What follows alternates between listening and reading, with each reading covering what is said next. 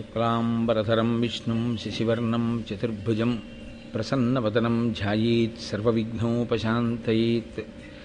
గురుర్బ్రహ్మా గురుర్విష్ణుః గురుర్దేవో మహేశ్వరః గురుః సాక్షాత్ పరబ్రహ్మ తస్మై శ్రీగురవే నమః. వ్యాసాయ విష్ణురూపాయ వ్యాసరూపాయ విష్ణవే నమో వై బ్రహ్మనిధయే వాసిష్ఠాయ నమో నమః. కూజంతం రామ రామీతి మధురం మధురాక్షరం ఆరుహ్య కవితాశాఖాం వందే వాల్మీకికోకిలం. శృతిస్మృతిపురాణానాం ఆలయం కరుణాలయం నమామి భగవత్పాదశంకరం లోకశంకరం. వాగర్ధావివ సంపృక్తౌ వాగర్ధప్రతిపత్తయే జగతః పితరౌ వందే పార్వతీపరమేశ్వరౌ.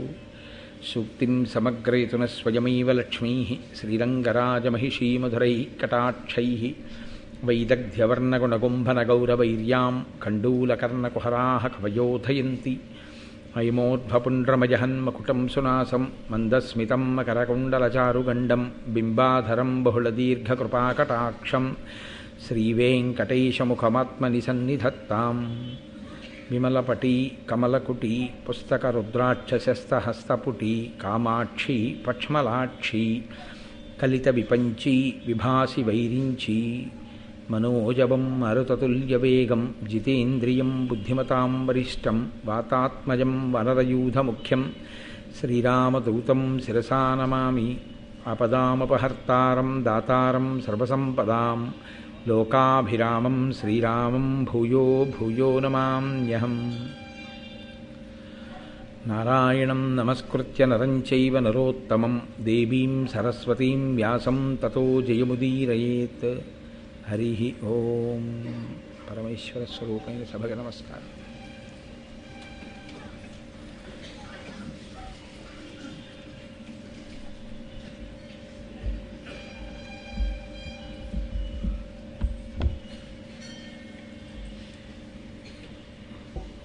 వేదవ్యాస భగవానుని యొక్క అనుగ్రహం చేత అంబిక ధృతరాష్ట్రుణ్ణి, అంబాలిక పాండురాజుని కన్నారు. అలాగే అంబిక యొక్క దాసి విదుర భగవానుణ్ణి వ్యాస భగవానుని యొక్క అనుగ్రహంగా పొందింది. ముగ్గురు అన్నదమ్ములు పెరిగి పెద్దవాళ్ళు అవుతున్నారు. మహానుభావుడైనటువంటి భీష్ముడు సింహాసనానికి పరిరక్షకుడిగా రాజప్రతినిధిగా ఉండి రాజ్యపాలనంతటినీ కూడా పర్యవేక్షిస్తున్నాడు. భీష్ముని యొక్క ధర్మం అటువంటిది, భీష్ముని యొక్క అనుష్ఠానం అటువంటిది. ఈ భాగవతం కానీ ప్రత్యేకించి భారతం కానీ దేని కొరకు వచ్చాయి అంటే ధర్మాన్ని పట్టుకున్నటువంటి వాడు ఏ స్థితిని పొందుతాడు అనేటటువంటిది వివరణ చేయడం కోసమే వచ్చాయి. అది అన్నిటికన్నా అత్యంత ప్రధానమైనటువంటి విషయం. ఎవరు ధర్మాన్ని గట్టిగా పట్టుకుని ఉంటాడో అతనిని మనుష్యులు కాదు, పర్వతములు, మృగములు, ఆఖరికి రాక్షసులు కూడా, వానరులు కూడా అటువంటి వాడిని అనువర్తించారు, అటువంటి వారికి సహాయపడ్డారు అని మనకి 1కి 10 మార్లు ధర్మము యొక్క వైభవం ఏమిటో, ధర్మాన్ని మనం ఎందుకు పట్టుకోవాలో బాగా మన మనసు దాని యందు నిలబడేటట్టుగా చెయ్యడం కోసం వచ్చినటువంటి వాంగ్మయం. అలాగని అదంతా కూడా కల్పించినటువంటి సాహిత్యం కాదు, యథార్థంగా జరిగినటువంటి విషయం. ధర్మం ఒక్కదాన్ని విడిచిపెట్టి మిగిలినవన్నీ పట్టుకున్న వాళ్ళు ఎలా నశించిపోయారో, ధర్మం ఒక్కదాన్ని పట్టుకున్న వాళ్ళు ఎలా శాశ్వతులయ్యారో, ఎలా ఈశ్వరుణ్ణి చేరుకున్నారో ఆ పథాన్ని మనకి నిరూపించి చూపించడం కోసమే ఈ వాంగ్మయం అంతా. భీష్ముడు గొప్ప ధర్మమూర్తి. ధర్మం కావాలా, నీకు భోగం కావాలా అని అడిగితే ధర్మానికే ఆయన యొక్క పెద్దపీట. ఆయనకి ధర్మాన్ని విడిచిపెట్టి మిగిలినవి ఏవీ అక్కర్లేదు. అంతగా ధార్మిక నిష్ట కలిగినవాడు కాబట్టే ఆయన రాజప్రతినిధిగా పరిపాలన చేసిన, ఆయన చేసినటువంటి పరిపాలనలో ఉన్నటువంటి పరిస్థితుల్ని మనకి వర్ణించి చూపిస్తున్నారు నన్నయ్య గారు. అమరాపగాసుతు అనుశాసనంబున కౌరవ రాజ్యంబు కడు విలుంగి కురుభూములుత్తర కురువుల కంటెను అధిక లక్ష్మీయుక్తి నెతిశైల్లి. ధర్మాభిసంరక్షతంబైన భూప్రజకెంతయు అభివృద్ధి యొసగుచుండే. వలసిన ఎప్పుడు వానలు కురియుట సస్య సమృద్ధి ప్రశస్తమయ్యే. పాలు చేపే పుష్ప ఫల భరితంబులై తరువనంబులొప్పే. ధర్మ కర్మ నిరతి చేసి కరము నిమ్మితో అన్యోన్య హితము చేయుచుండి రెల్లజనులు. యథారాజా తథా ప్రజ. రాజు ఎటువంటి వాడో ప్రజలు కూడా అలాగే ఉంటారు. పరిపాలన చేసేటటువంటి వాళ్ళందరూ ఎప్పుడూ కుయుక్తులతో కూడుకున్నటువంటి వాళ్ళు, శీలభ్రష్టులు, ధర్మభ్రష్టులు అయితే ప్రజలకి కూడా అదే అలవాటు పడుతుంది. పరిపాలన చేసేటటువంటి వారు నీతి నియమాలు కలిగినటువంటి వారు, సచ్చీలురు, ధర్మమునందు నిష్ట కలిగినటువంటి వారైతే ప్రజలు కూడా దాన్నే ఆలంబనంగా స్వీకరిస్తారు. కాబట్టి అమరాపగాసుతు అనుశాసనంబున, దేవలోకంలో ప్రవహించేది కూడా గంగే, దేవగంగ. ఆ గంగకి పుత్రుడైనటువంటి గాంగేయుడైన భీష్ముడు రాజప్రతినిధిగా రాజ్యాన్ని చేస్తున్న కాలంలో కౌరవ రాజ్యంబు కడు వెలుంగి, కౌరవ రాజ్యం అంతా కూడా గొప్పగా ఒక వెలుగు వెలిగింది. మనం తెలుగులో ఈ మాట ఎక్కువగా మాట్లాడుతుంటాం. ఆయన ఒక వెలుగు వెలుగుతున్నారండి అంటాం. ఆయన ఒక వెలుగు వెలుగుతున్నారండి అంటే ఆయన కీర్తి ప్రకాశిస్తోంది, ఆయన అన్ని విషయముల యందు లబ్ధ ప్రతిష్ఠుడై ఉన్నాడు అని చెప్పడానికి ఒక వెలుగు వెలిగాడు అంటాం. అలా కురురాజ్యము, కౌరవ రాజ్యము భీష్ముడి పరిపాలనా కాలమునందు ఒక వెలుగు వెలిగింది. కురుభూములుత్తర కురువుల కంటెను అధిక లక్ష్మీయుక్తి నితిశయిల్లే. కౌరవరాజ్యం ఉత్తర కురుభూముల కన్నా, అంటే మిగిలినటువంటి రాజ్యం కన్నా కూడా ఉత్తర కురుభూముల కంటే కూడా, నిజానికి ఉత్తర కురుభూముల కన్నా కురుభూములు అంత అభివృద్ధి పొందడానికి కారణం ధర్మమే.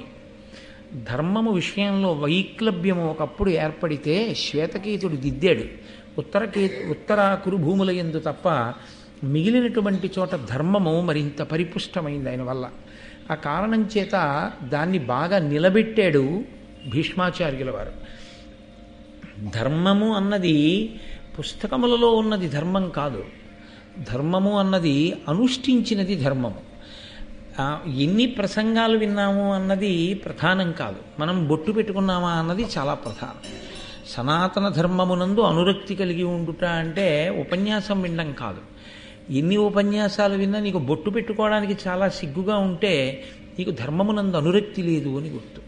నువ్వు ఎన్ని విన్నావు అన్నదానివల్ల ఎంత ప్రయోజనం కలిగింది అన్నదాన్ని శాస్త్రం దేని చేత బేరీజు వేస్తుందంటే నువ్వు ఎంత అనుష్ఠించగలిగావు అన్నదాన్ని బట్టి చూస్తుంది. నీకేమి వచ్చింది దానివల్ల, ఇది ఇందుకు చెయ్యాలి అని నీకేమైనా అర్థమైందా, అర్థమై దాని ఎందు పూనిక కలిగి నేను ఇది చేస్తాను అని నువ్వు పూనికతో చెయ్యగలిగావా.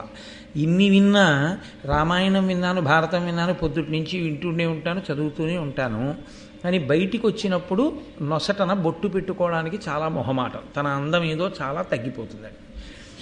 ఇంకా ఆయన ఎన్ని ప్రసంగాలు వింటే ఎవరికి కావాలి, అది సనాతన ధర్మము కాదు. ఏది సనాతన ధర్మం అంటే అనుష్ఠించినదేదో అదే ధర్మం. కాబట్టి ధర్మము ఉంటుంది ఎప్పుడు, ధర్మము లేకపోవడం ఏమి ఉండదు. ధర్మం పుస్తకాల్లో ఉన్నది ధర్మం కాదు. భారతానికి రామాయణానికి మేము వారసులమండి అని నోటితో చెప్పడం కాదు ధార్మికత అంటే. రామాయణ భారత భాగవతముల యందు చెప్పిన దానిలో ఎంత తెలుసుకుని నువ్వు ఎంత భాగమో అనుష్ఠించగలుగుతున్నావు. నువ్వు అనుష్ఠించగలిగితే నీవు ధర్మమును పట్టుకున్నట్టు. అందుకే ధర్మము పట్టుకుంటే రక్షిస్తుంది, తెలుసుకుంటే రక్షించేది కాదు.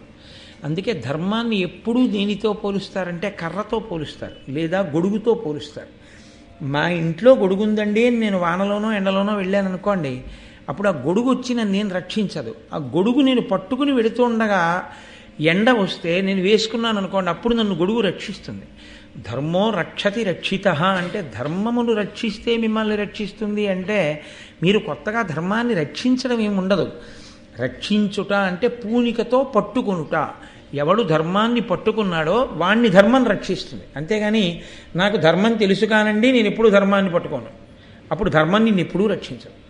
ఇంట్లో కర్ర ఉంది, వీధిలోకి నువ్వు కర్ర లేకుండా వచ్చావు, కుక్క నిన్ను కరిచింది, మీ ఇంట్లో కర్ర లేచి వచ్చి కుక్కని కొట్టదు. ఆ కర్ర నీ చేతిలో ఉంటే కుక్క నీ జోలికి రాదు.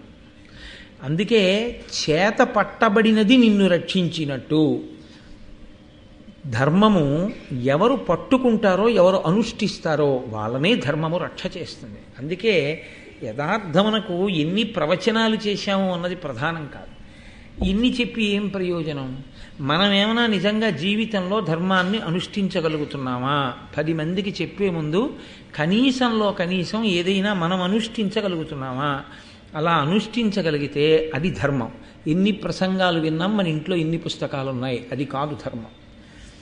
మనం ఎంతగా దాన్ని అనుష్ఠించగలం, మనం ఎంతగా చెయ్యగలం, అదే ధర్మం.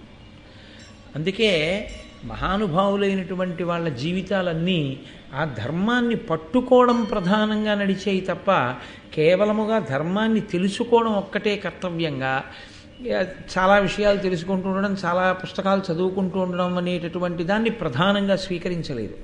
ఇక్కడ మళ్ళీ ధర్మము అన్న మాట దగ్గరికి వచ్చేటప్పటికీ ఏది ధర్మము అని ప్రశ్న వచ్చిందనుకోండి, నేను చెప్పినది ధర్మం కాదు, మీరు చెప్పినది ధర్మం కాదు.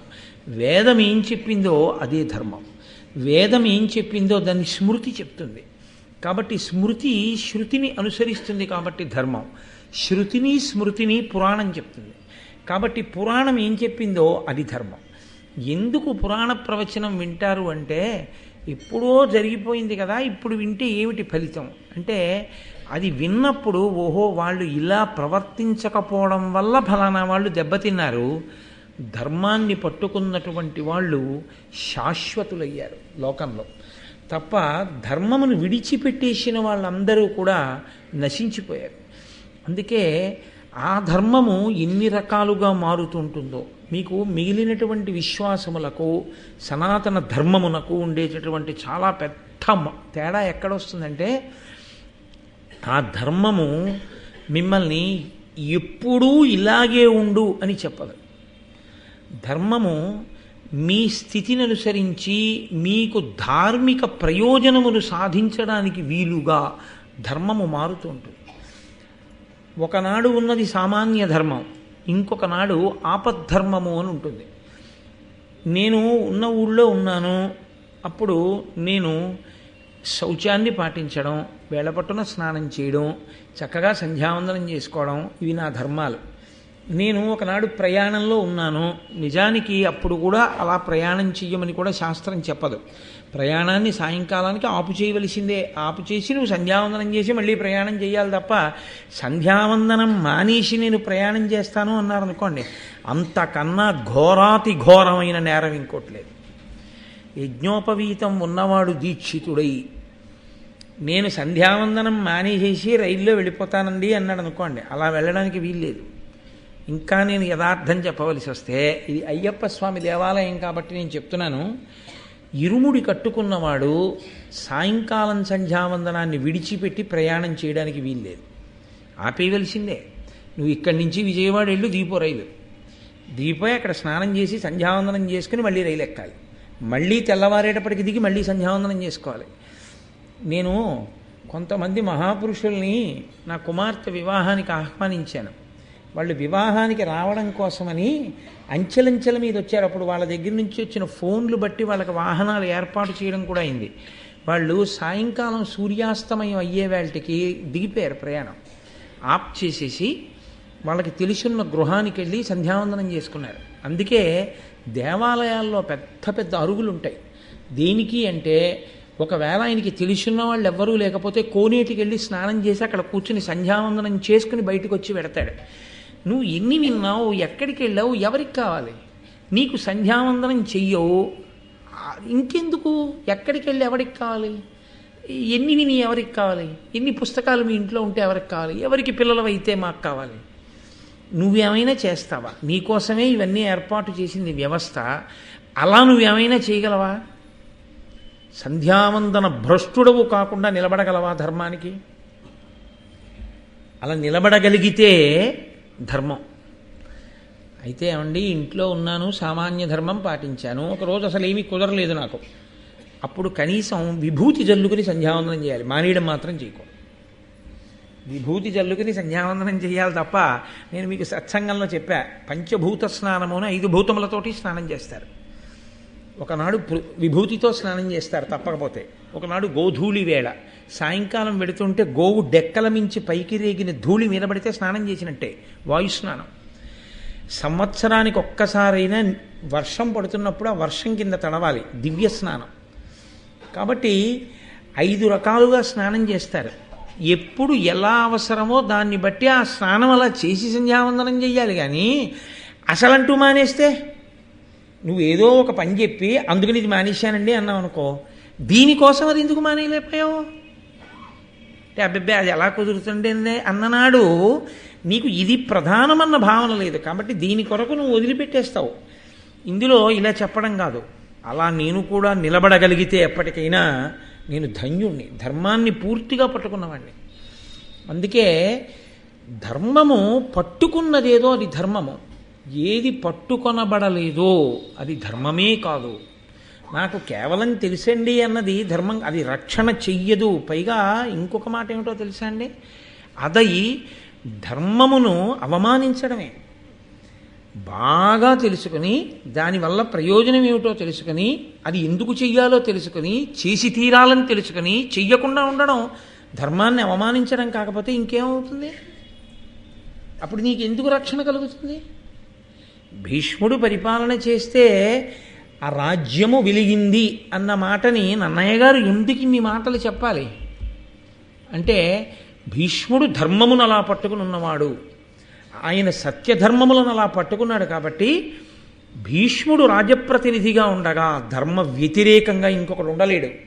ఆయన దగ్గరికి వెళ్ళి మాట్లాడడమే అలాగా కుదురుతుందా? యుద్ధభూమి యందు సాయంకాలం అయ్యేటప్పటికి కిందకి దిగి వెళ్ళి స్నానం చేసి సంధ్యావందనానికి సమయం లేకపోతే నీటిగా భావించి యుద్ధభూమిలో ఉన్న మట్టి తీసి అర్ఘ్యంగా ఇచ్చాడు సంధ్యావందనంగా, తప్ప సంధ్యావందనం వదిలిపెట్టలేదు ఆయన. అటువంటి ధర్మాత్ముడు, అంతగా వేదాన్ని పట్టుకున్నవాడు, అంతటి సత్య నిరతి కలిగినటువంటి వాడు, దానికి అడ్డొస్తే పెళ్ళినే వదిలిపెట్టేశాడు, రాజభోగాన్నే వదిలిపెట్టేశాడు, సింహాసనాన్నే వదిలిపెట్టేశాడు. అటువంటి ధర్మాత్ముడు పరిపాలకుడై ఉండగా రాజ్యం ఎందుకు వర్ధిల్లదు? చెప్పడానికి అసలు నీకు యోగ్యతే లేకపోతే, ఇంగ్లీష్లో ఒక ప్రొవెర్బ్ చెప్తుంటారు, polluted hands cannot touch the pure fountain of justice అని. అసలు తన చేతులకే మకిలి ఉన్నవాడు ఆ చేతులతో పాలన ఎలా ముట్టుకుంటాడు? తన చేతులకే బురదంటుకున్నవాడు పవిత్రమైన న్యాయాన్ని ఏం మాట్లాడతాడు, పవిత్రమైన ధర్మం గురించి ఏం ప్రసంగాలు చేస్తాడు? కాబట్టి polluted hands cannot touch the pure fountain of justice. Similarly ధర్మాన్ని అనుష్ఠించిన వాడికి ధర్మం గురించి మాట్లాడే అధికారం కూడా లేదు. కాబట్టి ధార్మికుడు అంటే ఆ ధర్మమును ఎవడు పట్టుకుని ఉన్నాడో వాడు ఉన్న స్థానాన్ని బట్టి ఆ ఇంట్లో ప్రశాంతత ఉంటుంది. ఒక ఇంట్లో ఉన్న వాళ్ళందరికీ అంత గౌరవం ఎందుకు వచ్చింది అంటే ఆ ఇంటి యజమాని పట్టుకున్న ధర్మం అటువంటిది, ఆయన పట్టుకున్నటువంటి ఈశ్వర పాదముల పట్టటువంటిది. అందుకే ఆ ఇల్లే ఓ దేవాలయంలో ఉంటుంది. ఆయన వెళ్ళిపోతాడు కొన్నాళ్ళకి, అంతే. ఆ ఇంటి మొహం చూసేవాడు ఉండడు. ఎందుకని ఆ తర్వాత పట్టుకున్నవాడేడి? పట్టుకుని ఉన్నాడు అంతే. ఆ ఇల్లు సకల శాంతులతో పరిఢవిల్లుతుంటుంది. ఎందుకని అంటే పట్టుకున్న ధర్మము రక్షిస్తూ ఉంటుంది. అది ఒక యజమాని పట్టుకున్నాడు, ఆ ఇంటికి రక్ష. ఒక గ్రామాధికారి పట్టుకున్నాడు, ఆ గ్రామానికి రక్ష. ఒక రాష్ట్రాధినేత పట్టుకున్నాడు, ఆ రాష్ట్రమునకు రక్ష. ఒక రాజ్యాధినేత పట్టుకున్నాడు, రాజ్యమునకు రక్ష.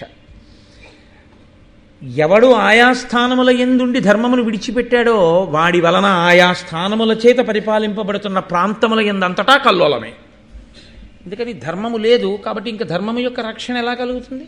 కలగదు. అందుకే ఒకసారి ప్రభువు ధర్మాన్ని పట్టుకుని ఉన్నాడు అనుకోండి, అందరూ ధర్మాన్ని పట్టుకుని ఉంటారు. ఎందుకంటే ఆయన దగ్గరికి వెళ్ళి ధర్మ వ్యతిరేకంగా మాట్లాడడం కుదరదు అసలు. కనుక కురుభూములుత్తర కురువుల కంటెను అధిక లక్ష్మీయుక్తి నతిశయిల్లి ధర్మాభిసంరక్షితంబైన భూప్రజకెంతయు అభివృద్ధి యొసగుచుండే. ధర్మము చేత రక్షింపబడుతున్నటువంటి భూప్రజ కాబట్టి ప్రజలందరూ కూడా చాలా శోభతో, చాలా ఐశ్వర్యంతో, సంతోషంగా ఉన్నారు. వలసిన ఎప్పుడు వానలు కురియుట సస్య సమృద్ధి ప్రశస్తమయ్యే పాలుసేపే. ఎప్పుడెప్పుడు వర్షం కురవాలో అప్పుడప్పుడు వర్షం కురుస్తోంది. కురవకూడని సమయంలో వర్షం కురవడం ప్రమాదకరం. ఎప్పుడు వర్షం కురియాలో అప్పుడు కురియకపోవడం అనావృష్టి హేతువు. కాబట్టి పంట బాగా చేతికొచ్చే ముందు ఘోరమైన చాలా ఎక్కువగా వర్షం పడిందనుకోండి, ఆ పంట చేతికి అందదు. కాబట్టి అప్పుడు వాన పడకూడదు. విత్తనం పెట్టేటప్పుడు వాన పడలేదనుకోండి, అసలు పంట వెయ్యలేడు వ్యవసాయదారుడు. ఈ రెండు రకాలుగాను వర్షం ఎప్పుడు పడాలో అప్పుడు పడాలి, అంతేకాని వర్షములు కేవలం పడ్డం ప్రయోజనం కాదు. అలా పడితే లోకమంతా సుభిక్షంగా సంతోషంగా ఉంటుంది. నిన్ననే కదూ ఆ మహాతల్లి సత్యవతీదేవి చెప్పుకుంది వ్యాస భగవానుడితో, సింహాసనం మీద ప్రభువు కూర్చోకపోతే వర్షములు పడవు, ఏవి బ్రతకడానికి దొరకాలో అవి ఎక్కువ ధరలకి దొరుకుతాయి, ఏవి దొరకకూడదో ప్రజలకి అవి లోకమంతటా అన్ని చోట్ల దొరకడం ప్రారంభమవుతాయి. ధరల యందు తేడాలు వస్తాయి. దానివల్ల లోకములో ఎవరు శాంతి పొందరయ్యా, సింహాసనం ఖాళీగా ఉండకూడదు, అందుకని త్వరగా సంతానమును పొందాలి అంబిక అంబాలిక అని అడిగింది. వాళ్ళు అంత ధార్మిక నిష్టతో అటువంటి ఆలోచనతో ఉండేవారు. కామోపభోగము వారి ప్రయోజనము కాదు. అందుకే ఒకసారి సింహాసనం మీదకి వారసుల్ని ఇచ్చాడు, వ్యాస భగవానుడు వెళ్ళిపోయాడంతే. ఒకసారి ఆ వారసుల్ని అందించారు, అంబిక అంబాలికకి మళ్ళీ ఆ తలంపు కూడా లేదంతే. అంత ధార్మిక నిష్టకి వాళ్ళు కట్టుబడి ఉండగలిగేవారు. కాళిదాస మహాకవి రఘువంశ కావ్యం చేస్తూ ఓ మాట అంటాడు, అంత గొప్ప ఇక్ష్వాకు వంశం రఘువు పుట్టిన తర్వాత రఘువంశం ఎందుకు అవ్వాలి అన్నాడు.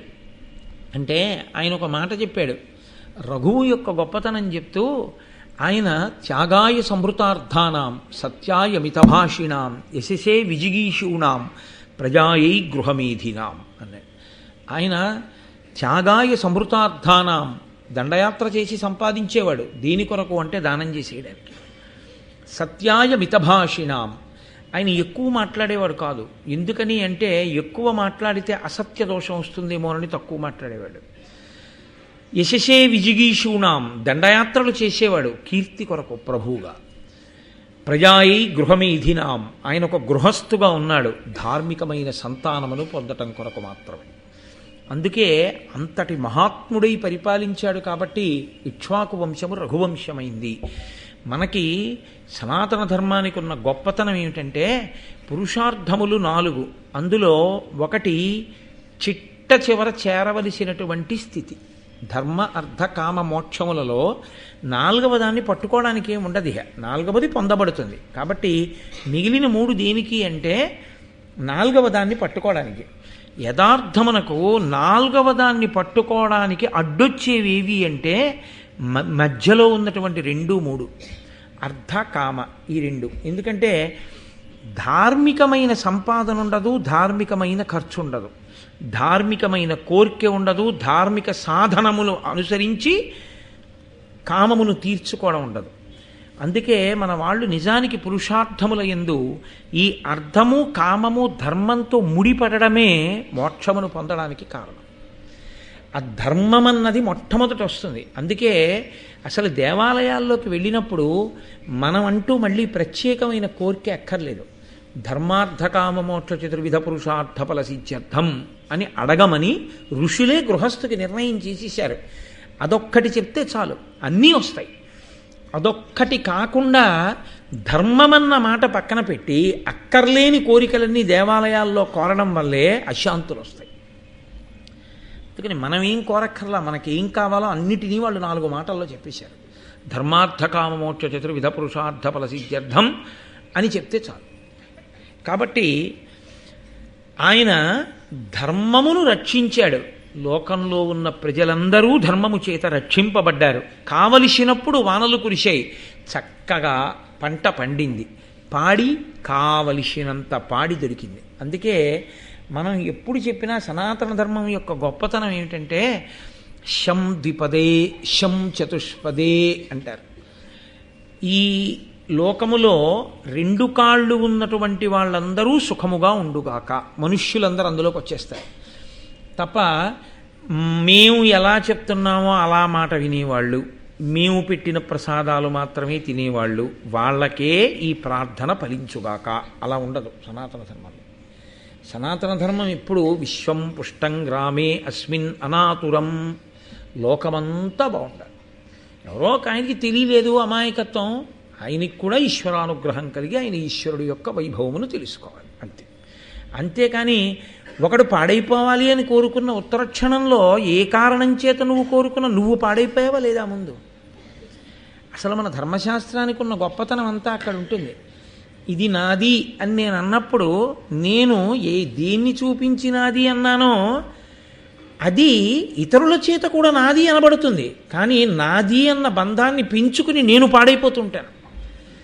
నేను నా భార్యని చూపించి నాది అన్నాను అనుకోండి, అదో వ్యామోహం, మా అబ్బాయి చూపించి నాది అమ్మ, వాడికి అమ్మగా వ్యామోహం. నా అల్లుడు చూపించి నా అత్తగారు, అతనికి నా అత్తగారు అనేటటువంటి అనుబంధం. దాని యందు అభిమానం ఉన్నవాళ్ళు ఉంటే ఏదో మాకు తల్లి లాంటిది ఒక అనుబంధం. నాది నాది నాది అని ఇంతమంది కట్టుకుంటున్న తాడు యొక్క రూపం మారినా కట్టుకుంటున్న తాటి చేత అది కాదు కట్టబడుతున్నది, కట్టుకున్న వాళ్ళందరూ కట్టబడుతున్నారు. ఆఖరికి అది ఎవరి నాది?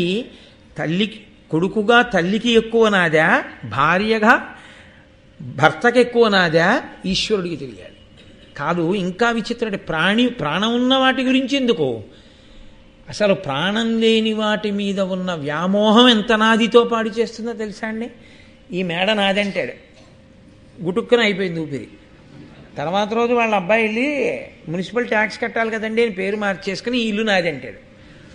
అయ్యో పాపం, ఆయన అంత కష్టపడి కట్టాడు, నాది నాది అనేవాడు, దుట్టుడు నాదంటాడు, మా నాన్నగారు అనొచ్చు కదా అని ఆ ఇల్లు ఏమైనా ఓ ఇటక ఊడి కొడుతుంది అనుకుంటున్నారేంటి? ఏమీ అందం. కానీ నాది నాది అన్నవాడు పాడైపోయాడు. ఎప్పుడైనా వాడు అలా ఈశ్వరుణ్ణి చూపించి నేను వాడివాణ్ణి అని ఉంటే బాగుపడిపోయేవాడు. అక్కడ వచ్చేస్తుంది ఇబ్బంది అంతా. కాబట్టి అర్థము ఎలా పాడు చేస్తుందో చెప్పడానికే అర్ధకామములను ధర్మంతో ముడేసుకో, నాలుగోదైన మోక్షం పొందుతావు. కాబట్టి ఇహమునందు ప్రయోజనాన్ని, పైన ప్రయోజనాన్ని, అసలు రెండు ప్రయోజనములు అక్కర్లేని పునరావృత్తి రహిత శాశ్వత శివ సాయుధ్య స్థితిని ఇవ్వగలిగినది ధర్మానుష్ఠానమే. అందుకని వాంగ్మయం ఎప్పుడు అదే మాట్లాడుతుంది, దాని వైభవాన్ని కీర్తిస్తారు నన్నయ్య గారు కూడా. కాబట్టి పుష్ప ఫలభరితంబులై తరువనంబులుప్పే, అరణ్యాలన్నీ కూడా లేదా చెట్లు ఎక్కడెక్కడున్నాయో అక్కడ పూలతో పళ్ళతో శోభస్కరంగా ఉన్నాయి. అసలు లోకంలో ఒక లక్షణం ఉంది, చెట్టుకి పువ్వు కొయ్యడం అనేటటువంటిది, చెట్టుకు పండిన పండు కొయ్యడం అనేటటువంటిది చాలా జాగ్రత్తగా సున్నితంగా పాటించవలసినటువంటి విషయం. ఎందుకంటే ఓ చెట్టు పువ్వులు పూసింది అనుకోండి, ఆ చెట్టుకి ఒక్క పువ్వు లేకుండా రోజు ఆ చెట్టు పువ్వులు కోస్తున్నారనుకోండి, ఆ చెట్టు ఏం చేస్తుందంటే శాపవాక్కు విడిచిపెడుతుంది. ఎందుకంటే అది, దానికి ప్రాణం ఉందండి, అది దేవతాంశ కలిగినటువంటి చెట్లుంటాయి కొన్ని. అది చూసి చూసి చూసి చూసి ఏం చేస్తుందంటే, నాకు ఒక్క పువ్వుతో నిలబడనివ్వట్లేదు కాబట్టి నువ్వు నిస్సంతు వగుదువుగాక, నీ ఇంట పిల్లలు లేకుండుదురుగాక అంటే. ఇప్పుడు మనం ఏం చేస్తున్నామంటే, మార్నింగ్ వాక్ ఎడితే కుక్కల భయానికి కర్ర పట్టుకెళ్ళడం తప్పు కాదు, కానీ ఎదురి ఇంటి వాడు వేసుకున్న పూల మొక్క పూలు కొయ్యడానికి ఇనపబూచ పట్టుకెళ్ళడం కన్నా ద్రోహం ఇంకోట్లేదు. జేబులో ప్లాస్టిక్ కవరు, చేతిలో ఇనపబూచ పట్టుకెళ్ళి ఆ తెల్లవారుజామున చీకట్లో పై కొమ్మలు వీడివి కావుగా నీళ్లు పోసి పెంచుకున్నవాడు నిద్రపోతున్నాడు. తెల్లవారు లేచా పువ్వు కోసి ఈశ్వరుడికి పెట్టుకుందామని ఆయన అనుకున్నాడు. నువ్వు కోసేస్తావని ఆయనకేం తెలుసు? ఈ దొంగ పూలు పట్టుకెళ్ళి ఈశ్వరుడికి వేస్తే నీకేదో ఫలితం ఇస్తాడని నీ వెర్రి.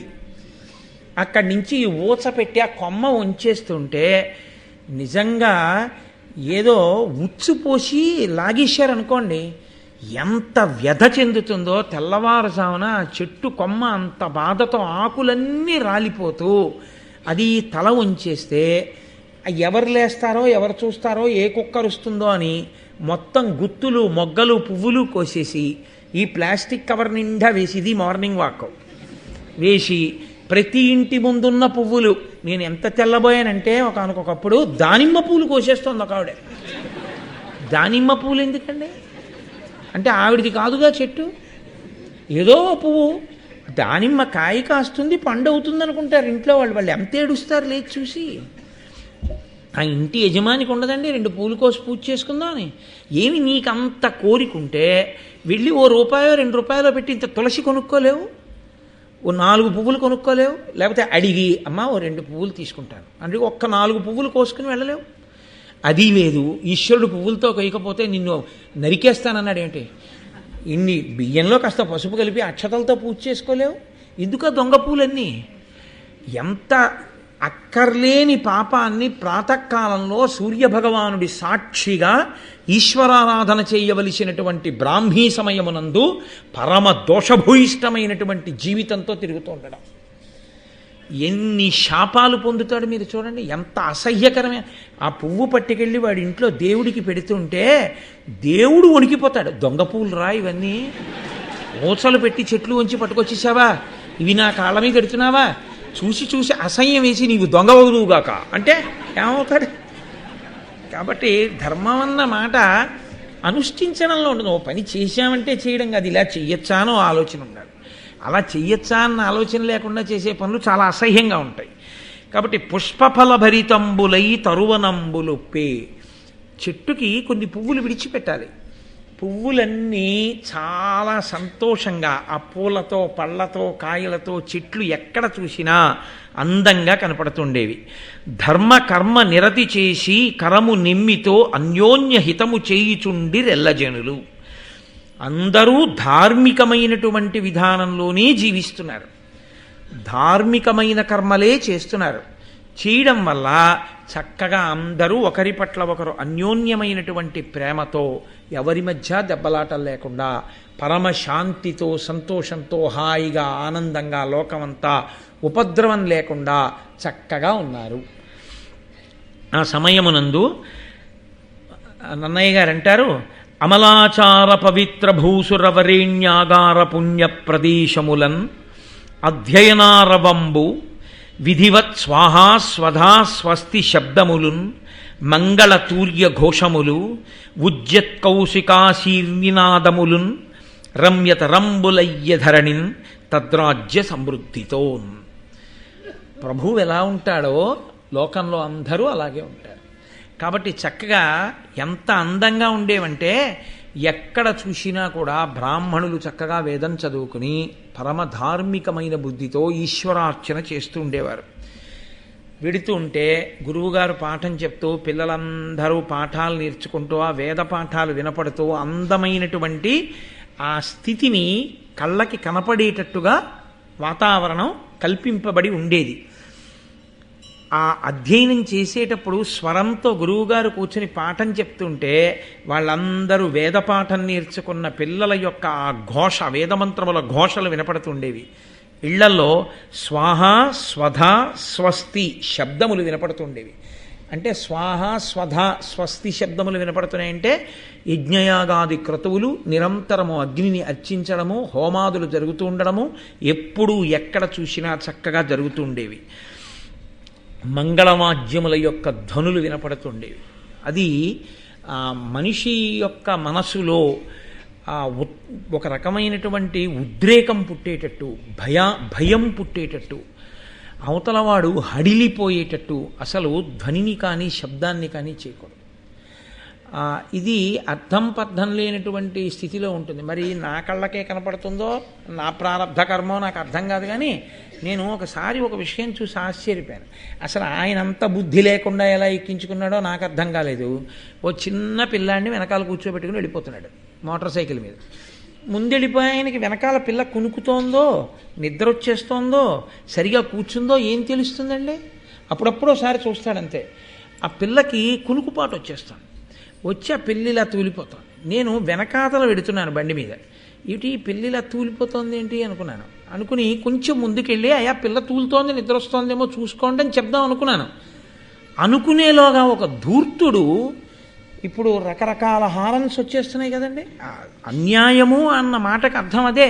ఒక చెవికి వినికిడి శక్తి కొన్ని డెసిబుల్స్ ఉంటుంది, అంతకన్నా ఎక్కువ ధ్వని వినపడితే పిచ్చి వస్తుంది, లేకపోతే అస్థిమితం వస్తుంది. అలా ఉండకూడదు. వాడు ఒక భయంకరమైనటువంటి హారన్, ఏ లారీయో వెడితే మోగించవలసిన హారన్ మ్రోగిస్తూ వాడు పాము వెళ్ళిపోయినట్టు వెళ్ళిపోయాడు. ఈ పిల్ల పడిపోయింది. మన ఓవర్ బ్రిడ్జి ఎక్కుతున్న దగ్గర ఆ పిల్ల బండి మించి ఆ శబ్దానికి ఆ కునుకుతున్న పిల్ల హడిలిపోయి పక్కకు పడిపోయింది. ఆ పడిపోవడంలో ఆ పిల్ల అదృష్టం ఎక్కడుందో ఆ పేవ్మెంట్ మీద పడి పాపం దెబ్బలు తగిలాయి అనుకోండి, ఏదో నలుగురు చూశారు. కానీ అసలు ఎవడు శబ్దం చేస్తూ వెళ్ళాడో వాడు అప్పటికి జగన్నాథపురం వెళ్ళిపోయి ఉంటాడు. వాడికి ఏం పోయింది? వెడితే జగన్నాథపురం వెళ్తాడు, లేకపోతే ఇంటెన్సివ్ కేర్ యూనిట్కి పోతాడు, లేదా ఇంకో చోటుకు పోతాడు. వాడితో పోదు. తెలియక ఏ పిల్లో ఎవరో అలా వెళ్ళారనుకోండి, అంతే వాళ్ళని వాళ్ళ తల్లిదండ్రులని శోకసాగరంలో ముంచేస్తాడు.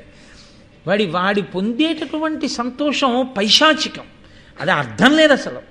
అధార్మికమైన ఎంతమంది పోలీసులు మీరు పెడతారు నాకు చెప్పండి? మనిషికో పోలీసుని పెడతారా? ఎంతమంది పోలీసులు నిలబడి ఎంతమందికి బోధ చేయగలరు లోకంలో? ఎవడికి వాడికి ఇంగిత జ్ఞానం ఉండాలి. మనం ఒక చోట ఒకలా వెడుతున్నామంటే మనం ఒకలా ప్రవర్తించాలన్న ఆలోచన ఉండాలి. సెల్ ఫోన్ ఉండడం తప్పు కాదు. 2 వీలర్ మీద పెడుతూ సెల్ ఫోన్ మాట్లాడే వాళ్ళది ఎంతమందిని పోలీసులు ఆపగలరు నాకు చెప్పండి? మనిషికి ఒక పోలీసుని పెట్టినా సాధ్యం కాదు. మోటార్ సైకిల్ మీద వెళ్ళేటటువంటి వాడు కుడి చేత్తో పట్టుకుని ఎడం చేత్తో సెల్ పట్టుకుంటే వాడు క్లచ్ ఎలా పట్టుకుంటాడు? వాడికి ఇంకా బండి మీద నియంత్రణ లేదు. కాబట్టి ఎప్పుడైనా వాడు పడిపోతాడు లేదా ఎవరినో పడగొట్టేస్తాడు. ఎంత ప్రమాదమో! పెద్దవాళ్ళకి గబుక్కుని పడిపోతాయి, అంటుకో ఎముకలు. వాడు ఎంత ధూర్తుడై ఇతరుల జీవితాల గురించి ఆలోచించిన వాడైతే వాడు ఒక్క నిమిషం ఆగి మాట్లాడితే ఉపద్రవం రాదు. కాసేపు అలా పక్కకి తీసి బండిని ఏం మాట్లాడాలో మాట్లాడేసి వెళ్ళిపోవచ్చు. ఒక ప్రవచనం జరిగే చోట ఎంతోమంది ఏదో పాపం తెలుసుకుందామని వస్తారు. అక్కడ నీకు సెల్ ఫోన్ ఆఫ్ చేయండి అని చెయ్యవలసిన పరిస్థితి వచ్చింది అంటే నువ్వు ధార్మిక ప్రవచనం వినడానికి రావడానికి కావలసిన కనీస అర్హతతో నువ్వు వచ్చినట్టు ఆ సభకి. ఎందుకు నీకు ఆ సెల్ ఫోను? సైలెంట్ మోడ్లో పెట్టుకోవడం కూడా చేతకాని వాడివి సెల్ ఫోన్ పెట్టుకుని ఎందుకు వస్తావు సభకి? నీకు మళ్ళీ ఇంకోళ్ళు ప్రకటన చెయ్యాలా? దానికి ముందు కూర్చోకండి వెనక కూర్చోండి అని చెప్పాలా? అంటే మనని మనం పరిశీలించుకోగలిగినటువంటి స్థితిని కోల్పోతే ఎంతమందిని పెట్టి ఎవరిని ఎవరు మార్చగలరు చెప్పండి? ఎవరికి వాళ్ళు వివేచనతో నిలబడగలిగితే లోకం శాంతియుతంగా ఉంటుంది. ఆనాడు ప్రజలలో ఆ ధార్మిక నిష్ఠ ఉండేది. ధార్మిక నిష్ఠ యందు నేను బతకడం కాదు, నేను పక్కవాడికి అశాంతికారకంగా బతకట్లేదు కదా, నేను మర్యాదతో బ్రతుకుతున్నానా, ఇది పరిశీలనం చేసుకునేవాడు. పైగా తప్పు అని మీరంటే వాడికి ఇంకొక ఆస్తి ఏమిటో తెలిసే వాడు తిరగబడతాడు మీ మీద. ఎవరిని శాసించగలరు? అందుకే ధర్మం ధర్మం ధర్మం ధర్మం అలా బోధ చేస్తూనే ఉన్నాయి శాస్త్రాలు. అలా అందరూ ధర్మాన్ని పట్టుకోవడం వల్ల ఒండరుల యందు ఒకరి గురించి ఒకరు ఆలోచించారు. తన పని అయిపోయిందా లేదా కాదు, నేను ఇలా ఉంటే పక్కవాడు ఏమైపోతాడని ఆలోచించేవారు. పక్కవాడు ఏమైపోతాడని ఆలోచించారు కాబట్టి ప్రశాంతంగా అందరూ జీవించారు. ఇవాళ నేను దాని గురించి కోపంగా మాట్లాడుతున్నానని మీరు అనుకోకూడదు. సెల్ ఫోను ఆఫ్టర్ ఆల్ ఒక వస్తువు అండి, దానికి ఏం ప్రాణం లేదు. అది దాని తప్పు కాదు. మీరు ఇవాళ పూర్వం ఒక ట్రైన్లో స్లీపర్ కోచ్లో బెర్త్ దొరికితే కొంతసేపు నిద్రపోయేవారు. ఇవాళ మీకు నిద్ర పట్టదు, ఎప్పుడూ మోగుతూనే ఉంటాయి, ఎక్కడో సిగ్నల్ అందకపోతే తప్ప. రాత్రింబవళ్ళు ఎవడో ఒకడు హలో హలో అని అరుస్తూనే ఉంటాడు. ఏమిటి పడుకుంటాడు పాపం? అందులో వ్యాధిగ్రస్తులు ఉంటారు. ఒక్క గౌతమి ఎక్స్ప్రెస్ ఎక్కితే అందులో నిజాంస్లో గుండెపోటు వస్తే చూపించుకోవడానికి నిమ్స్కి వెళ్తున్న వాళ్ళు ఉండొచ్చు, నీతో పాటు బెర్తల మీద పడుకుని. చెవిపోటుతో ఎక్కడికో వెడుతున్నవాడు ఉండొచ్చు. పగలంతా అలిసిపోయి లేకపోతే ఏదో చాలా బాధాకరమైన వాతావరణంలో ఉండి వెడుతున్నవాడు ఉండొచ్చు. ఏ తండ్రో తల్లో చచ్చిపోతే వచ్చి 11వ రోజు పూర్తి చేసి ఏడుస్తూ ఉద్యోగానికి పోతున్నవాడు ఉండొచ్చు. వాడు ఆ బడలికతో కాసేపు నిద్రపోతే వాడు తెల్లవారి ప్రశాంతంగా ఉంటాడు. ఏమి 9ంటికి నువ్వు ఎందుకు సెల్ ఆఫ్ చేయవు పడుకునేటప్పుడు? రాత్రల్లా ఎందుకు నీకు సెల్ ఆన్ చేసి ఉండడం? అప్పుడు ఎందుకు నీకు ఆ పిచ్చి పాటలు? అప్పుడు రాత్రి పాటలు వినడం ఏంటంటే రాక్షసులు ప్రవర్తించినట్టు. వెంకటాచలం పెడతాడు సెల్, ఇలా ఇలా వెతికి దొంగలకి వెతికినట్టు తీసేస్తే కూడా తెలియకుండా దాచుకు పట్టుకెళ్ళిపోతున్నాం. ఏమిటా అసలు? అది సెల్ ఫోన్ తప్ప మనుషులు తప్ప? ఒక్క సెల్ ఫోన్ని ఆధారం చేసుకుని మనిషి పక్కవాడి గురించి ఆలోచించకుండా ఇవాళ జీవిస్తున్న జీవన విధానాన్ని మీరు పరిశీలించండి. మన పిల్లలు, చిన్న పిల్లలు స్కూల్కి వెళ్ళిపోతుంటారు. వాడు ఏదో మాట్లాడుతుంటాడు, పిల్లలకి తెలియదు. ఇలా చేయి చూపించి తిరగడం వాడికి రాదు. వాడు తప్పు చేస్తే మన్నించవచ్చు. నువ్వు ఇలా పెట్టుకుని వెళ్తున్న వాడివి నువ్వేం చేయి చూపిస్తావు? నువ్వు చేయి చూపించలేవు. పిల్లకేమైనా అయిపోతే నువ్వు తేగలవా? మళ్ళీ ఆ ఇంటికి ఆ దుఃఖాన్ని నువ్వు తీర్చగలవా? తీర్చలేవు. ఆటోలు వాళ్ళు ఎక్కించారంటారు. నిన్ను ఎక్కమని ఎవడు చెప్పాడు? భానుగుడి జంక్షన్ దగ్గర చెయ్యి పెట్టేస్తావు, ఓవర్ బ్రిడ్జ్ దగ్గర చెయ్యి పెట్టేస్తావు, 5 అడుగులు నడిచి ఆటో స్టాండ్కి వెళ్ళవు, ఎక్కడ పడితే అక్కడ చెయ్యి పెట్టి ఆపుకి ఎక్కేది నువ్వు ఇచ్చే 4 రూపాయలకి. వాడు ఆపినా నేను ఎక్కను, స్టాండ్లో ఎక్కుతాను వెళ్ళు అని మీరంటే ఎవడో ఆపడు. ఏది ధార్మిక నిష్ట? ఒకడి గురించి ఆలోచించే ప్రయత్నమే లేదు, ఎవడి పని వాడిది. అయినప్పుడు ఎలా శాంతి ఉంటుంది చెప్పండి? ఎంతమంది ఇంకా పోలీసులు కొట్టారనుకోండి, అతిగా ప్రవర్తించిన పోలీసులు, కొట్టలేదనుకోండి నిమ్మకి నీరెత్తి చోద్యం చూస్తున్న పోలీసులు. కాబట్టి ఏం చేయాలి వాళ్ళప్పుడు? మనకి భాష ఒకటి వచ్చింది, రాయడానికి పేపర్ ఒకటి దొరికింది, కాబట్టి ఏదైనా రాయొచ్చు, ఎలా అయినా మాట్లాడచ్చు. వాళ్ళందరూ వెళ్ళి మీ ఇష్టం వచ్చినట్టు ఉండండి అంటే మన బతుకేమవుతుంది? అది కూడా ఆలోచించుకోవాలి కదా. ఒకడు ఎంతమందిని నియంత్రిస్తాడు? నీ ధర్మాన్ని నువ్వు పట్టుకో, నువ్వు ప్రశాంతంగా ఉంటావు, నీ పక్కవాడు ప్రశాంతంగా ఉంటాడు. భారతాన్ని భీష్ముడు పరిపాలిస్తే బాగుందని వినకండి. మనం కూడా అలా బ్రతకచ్చు అని ఒక మార్గాన్ని తెలుసుకోవడానికి మనం బ్రతకవలసి ఉంటుంది కదండి. కాబట్టి అంతవరకు నా పరివేదనని సహృదయంతో అర్థం చేసుకోండి తప్ప నేను ఏ ఒక్కరిని వేలుపెట్టి చూపించానని కాదు. నాకు ఒక్కొక్కప్పుడు వెళ్తున్నప్పుడు వీటిని చూస్తుంటే అందులో ఇవన్నీ జ్ఞాపకానికి వస్తుంటే కొత్తలు ఆడిపోతుంది. శాంతి శాంతి శాంతి అనుకుంటే వెళ్ళిపోతుంది. కాబట్టి మహానుభావుడు నన్నయ్య గారు అంటారు, స్వాహ స్వధా స్వస్తి శబ్దములు వినపడుతున్నాయి, ఎక్కడ చూసినా చక్కటి మంగళవాద్యధ్వనులు వినపడుతున్నాయి. ఒకళ్ళ మనసుకి బాధ కలిగించేవి, ఒకళ్ళ యొక్క శ్రవణేంద్రియము ఇబ్బంది పడేటట్టుగా అక్కడ ఎవ్వరూ ప్రవర్తించట్లేదు. తద్రాజ్య సమృద్ధితో ఆ రాజ్యమంతా మంచి వృద్ధిని పొంది ఉన్నది. రాజ్యము బాగుంది, ప్రజలు బాగున్నారు, అందరూ సంతోషంగా ఉన్నారు. ధృతరాష్ట్రుడు పెద్దవాడవుతున్నాడు, విదురుడు పెద్దవాడవుతున్నాడు, పాండురాజు పెద్దవాడవుతున్నాడు, భీష్ముడు స్వయంగా దగ్గరుండి ఆ పిల్లలకి విద్యాబుద్ధులు నేర్పిస్తున్నాడు. చక్కగా వాళ్ళు మంచి శీలం పొంది ఉండాలనేటటువంటి కోరికతోనే వాళ్ళని యోగ్యులుగా తయారు చేస్తున్నాడు. అయితే పాత్ర తాను ఒకటి ఉంటుంది, ఎంత మంచివాడు చెప్పినా పుచ్చుకోవడానికి నువ్వు ఒకటి సిద్ధంగా ఉంటే నువ్వు తలకెక్కేది.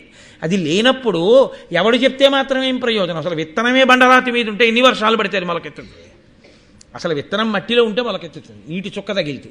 అదే బండరాతి మీద ఉంటే మొలకెత్తేది ఇప్పుడు, పైగా అది దానివల్ల ఉపయోగం ఏమి ఉండదు, పైగా నాని కూర్చుంటుంది అంతే అందులో. అలా ఆనాడు అందరూ సంతోషంగా ఉన్నారు, భీష్ముడు ఒక్కడే చాలా పరివేదనతో ఉన్నాడు. ఎందుకని? పాపం ఆయన ప్రారంధం ఒక చాలా చాలా పెద్ద సమస్య నుంచి వంశము గట్టెక్కింది. ఇప్పుడు ధృతరాష్ట్రుడు పాండురాజు, ఇంతకుముందు అలాగే ఇద్దరే, చిత్రాంగదుడు విచిత్రవీర్యుడు.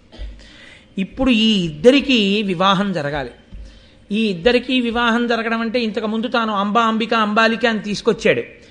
సుక్షేత్రములను తీసుకొచ్చినా వాళ్ళకి భర్తల వలన పిల్లలు కలగలేదు. ముందే చచ్చిపోయాడు చిత్రాంగదుడు, పెళ్ళయ్యాక పిల్లలు పుట్టకుండా చచ్చిపోయాడు విచిత్రవీర్యుడు.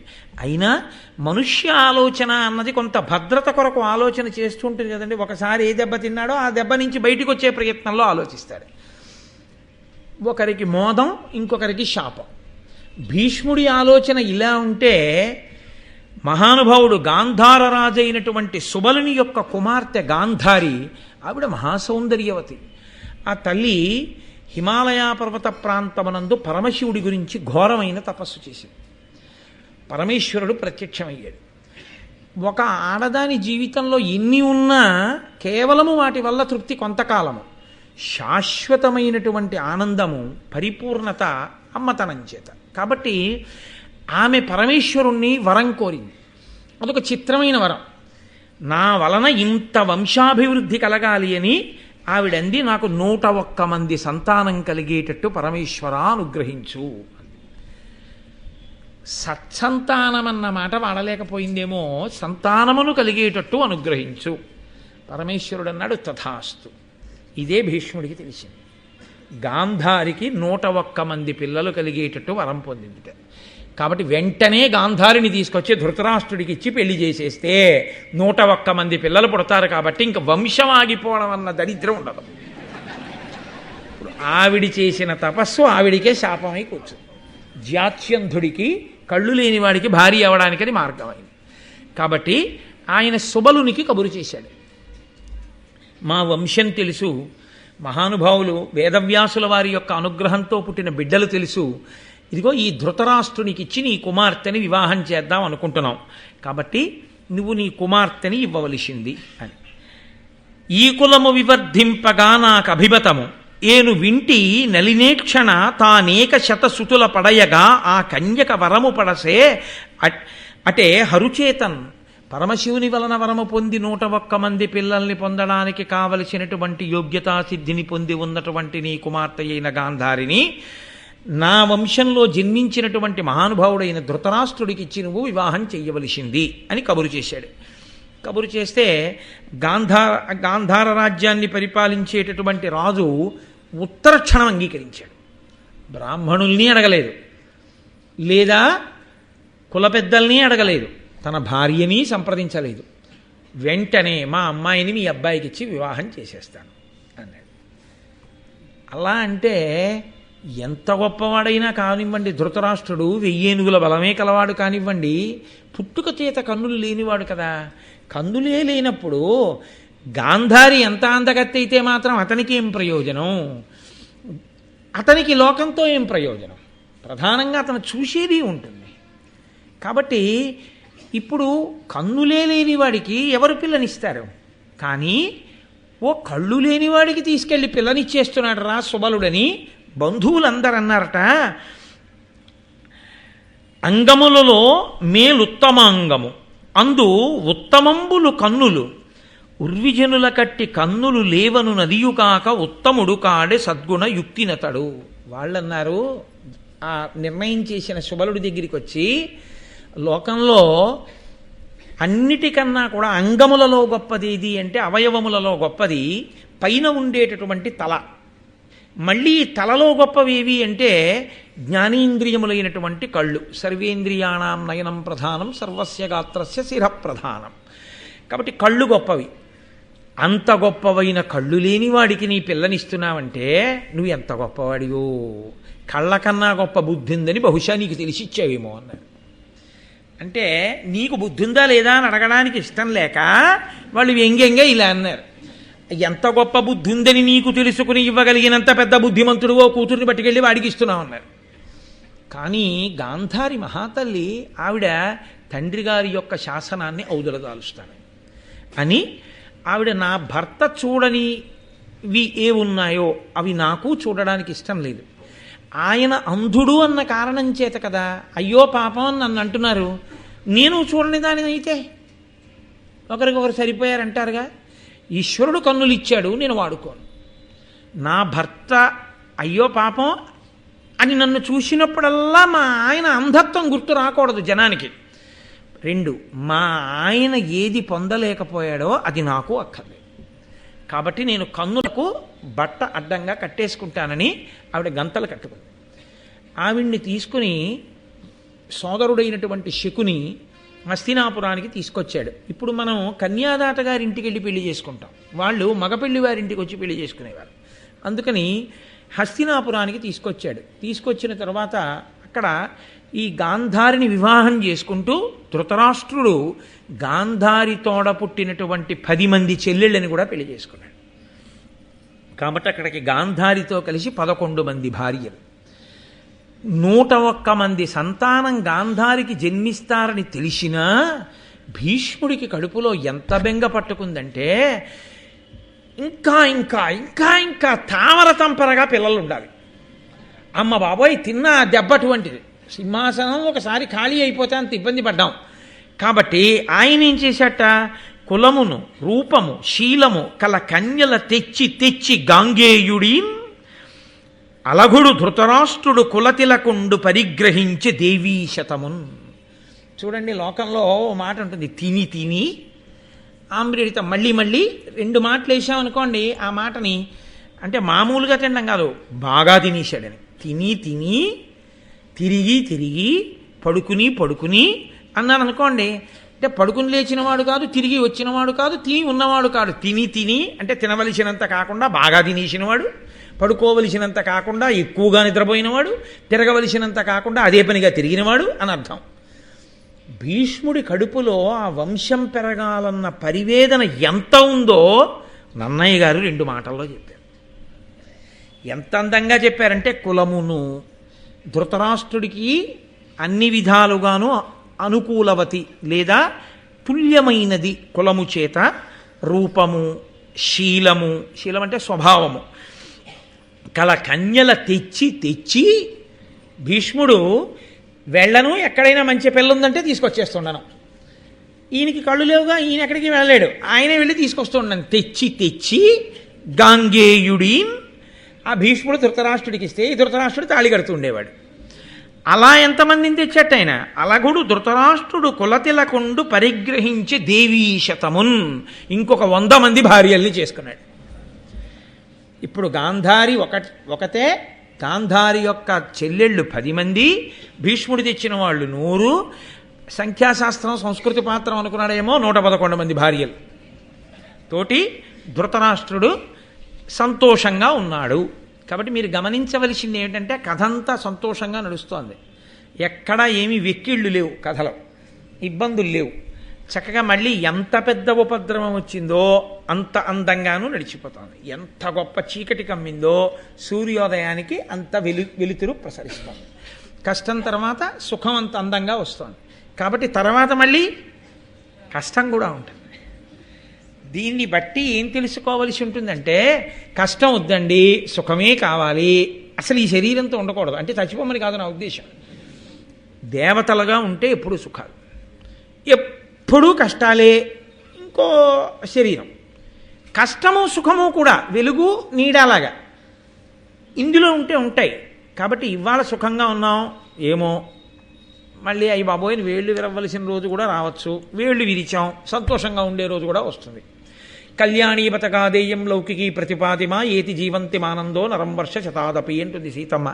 99 సంవత్సరముల 364 రోజులు కష్టాలే మాత్రమే అనుభవించినటువంటి వ్యక్తి కూడా 100 ఏళ్ళు బతికితే ఆ చిట్ట చివరి రోజున సుఖాన్ని మంచి మాటని వింటాడు తప్ప చచ్చిపోకూడదండి ఆవిడ. కాబట్టి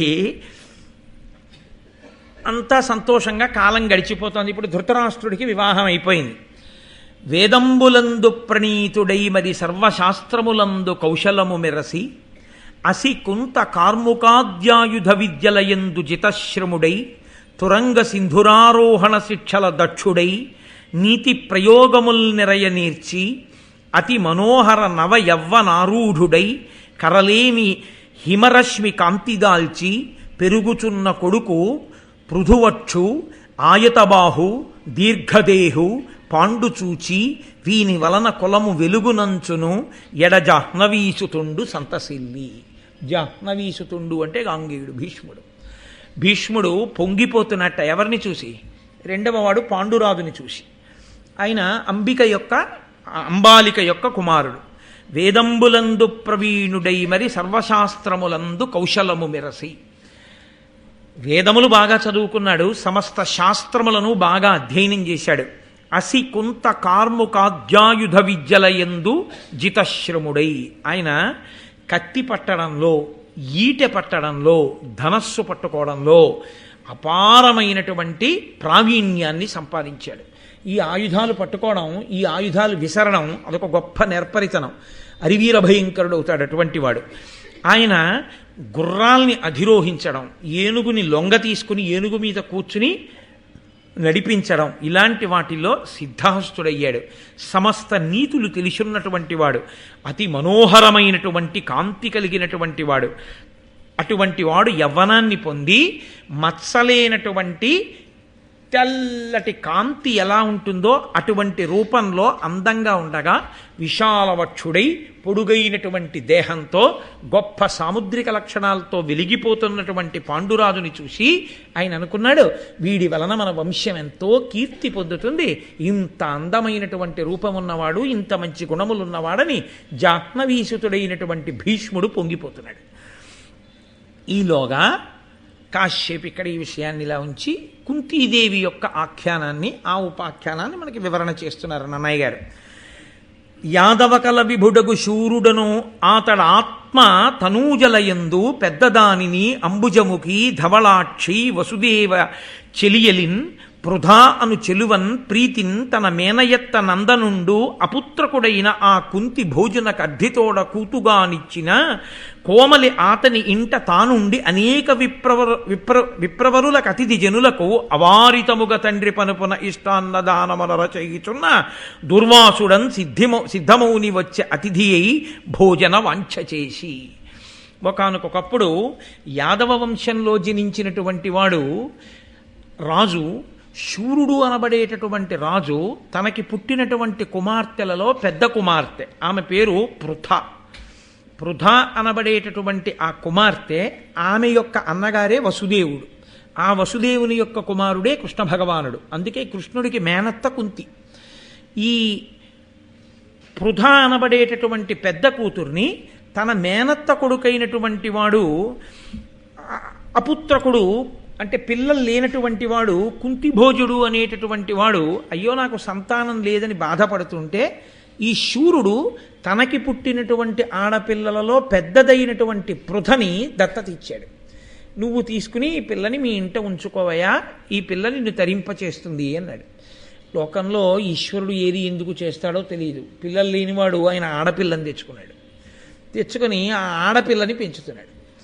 ఆ పిల్ల ఏం చేస్తూ ఉంటుంది అంటే, నాన్నగారి ఇంట్లో ఉండి, నాన్నగారి ఇంట్లో అంటే కన్న తండ్రి కాడు, పెంచిన తండ్రే ఇంకా తండ్రి కాబట్టి కుంతి భోజుని యొక్క కుమార్తె కాబట్టి ఆమెకి కుంతి అని పేరు వచ్చింది.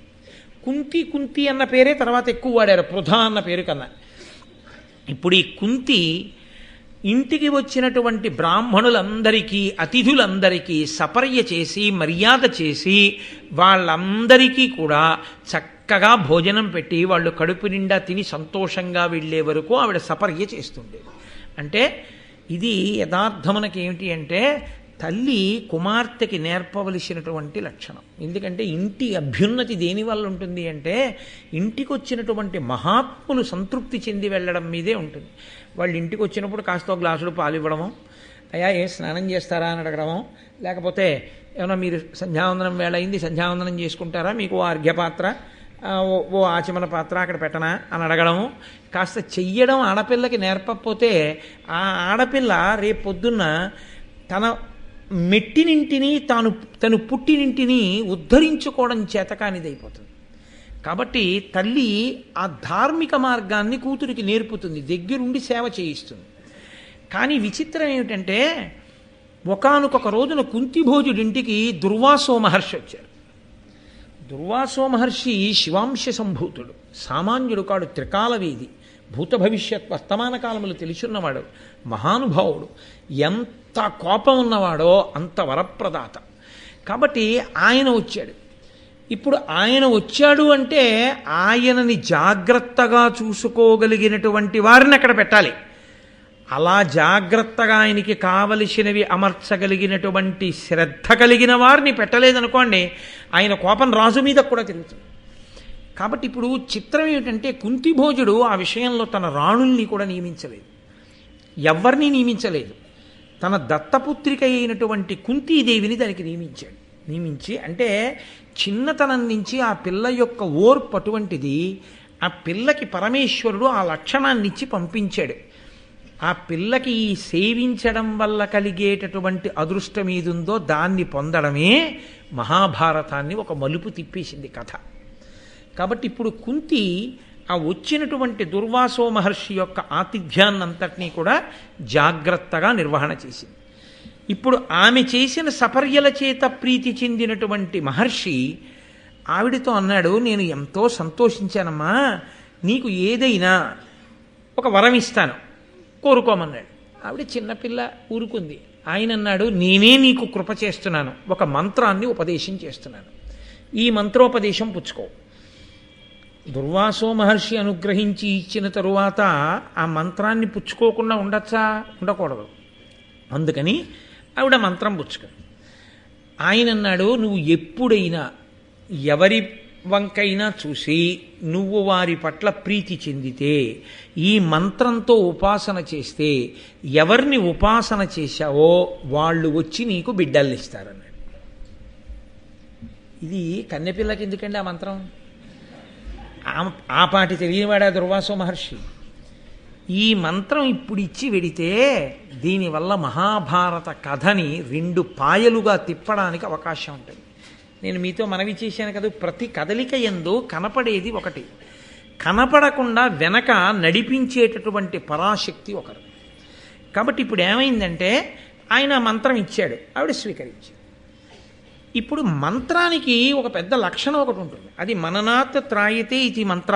ఆ మంత్రాన్ని స్మరిస్తుంటే అది రక్షణ చేస్తుంది. మీరు ఎప్పుడైనా ఈ మంత్రము యొక్క అనుగ్రహం చేత ఆ మంత్రాధిష్టాన దేవత ప్రసన్నమై కనపడ్డారనుకోండి, వాళ్ళకో లక్షణం ఉంటుంది, వాళ్ళు ఉత్తినే వెళ్ళిపోరు, వాళ్ళు ఏదో ఒకటి ఇవ్వకుండా వెళ్ళరు, వాళ్ళకి అదో లక్షణం దేవతలకి.